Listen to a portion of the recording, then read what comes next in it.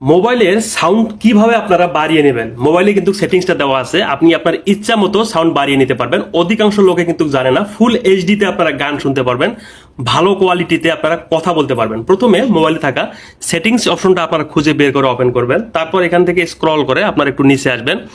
আসার পর দেখতে পারবেন যে সাউন্ড, এখানে আপনারা ক্লিক করবেন, মানে সাউন্ড অ্যান্ড ভাইব্রেশন। এখানে ক্লিক করার পর এখানে দেখতে পারবেন এই যে ভলিউম যে অপশনটা আছে এখানে ক্লিক করবেন। দেন উপরে কর্নারে তিনটা ডট আছে, এখানে ক্লিক করে মিডিয়া ভলিউম লিমিটেড এখানে আপনারা ক্লিক করবেন। এখানে আপনারা দেখতে পারবেন এই যে প্রথমে এটা অফ করা আছে, তো এটা আপনার প্রথমে অন করে দিয়ে এখান থেকে আপনারা হাত দিয়ে টান দিয়ে একদম ফুল করে দিবেন, অথবা আপনি চাইলে কম বেশিও করতে পারেন। তারপর দেখবেন আপনাদের মোবাইলের সাউন্ড কিন্তু ডাবল হবে। দেন এখান থেকে একটু ব্যাক করবেন।